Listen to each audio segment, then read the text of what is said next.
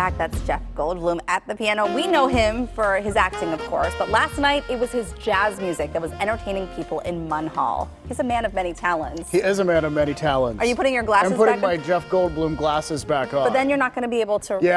I can't see that at all, yeah. But he performed with his Mildred Snitzer Band at the Carnegie Library of Homestead Music Hall, and that's not far from where he grew up in West Homestead. There were 2 sold-out shows, and in fact, $1 from every ticket went to the Tree of Life Victims Fund.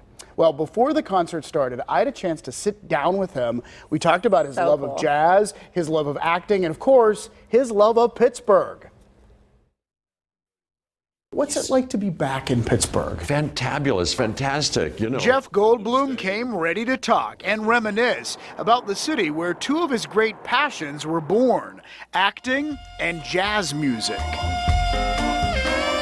Let's begin with the music, since that's why he's in town, promoting his new album, touring with his Mildred Snitzer Orchestra. He plays the piano and remembers being introduced to jazz at an early age, growing up on Linwood Drive in West Homestead. It went to that, you know,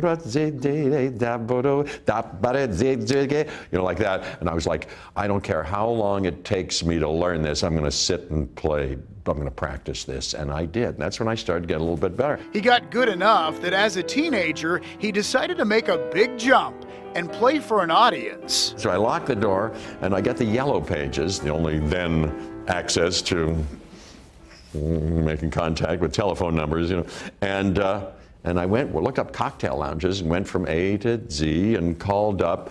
I thought I was being scammy in some way and said, hey, I understand that you need a piano player.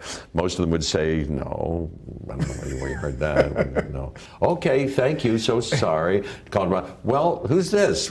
How old are you? Yeah, well, we got a piano here. I don't know where you heard that, but what do you play? Yeah, well, come on down and play. Maybe you could play a couple of times. And I did, and I got a couple of gigs that way. At 14, you got gigs? Yeah, 14, 15, really? I think, if I remember right. So I did that. My parents were like, you what? Really? Yeah, we'll drive. We'll drive you anything. Must go faster. Of course, it's his blockbuster films that most of us know him for. Jurassic Park, Independence Day, The Big Chill. The list goes on and on. He remembers getting a taste of acting with summer programs at both Chatham and Carnegie Mellon, and the time he was cast as the lead. I leaped on stage, and at the end, it was funny, and I did my stuff, you know. But I was so exhilarated. At the end, my parents said, geez, how'd you like that? I didn't say much. I kept it secret.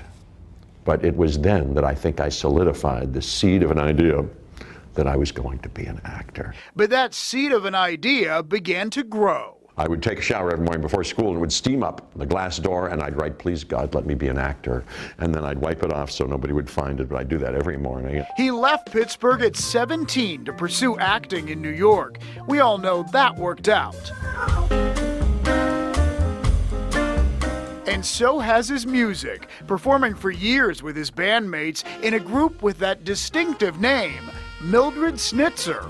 So who was she? She was a wonderful woman and friend of my mom's, Shirley's, and she used to come over to the house all the time. It was she didn't have that many girlfriends, but Mildred was a girlfriend. Just the 2 of them would get together, and Mildred, and she was a kind of unusual lady. He liked her name and her attitude, so he named the orchestra or band after her. Can you play me something sweet? Yeah, a D, a bouncy D. Okay, cool. And he's loving every minute of performing. He's 66 and not slowing down. In fact, he continues to shine. And I think these last couple of movies, I'm getting better. I think I'm on the brink of my best stuff, certainly piano-wise. All this recent opportunity and flurry is a kind of a growth spurt for me, and I'm playing better every day.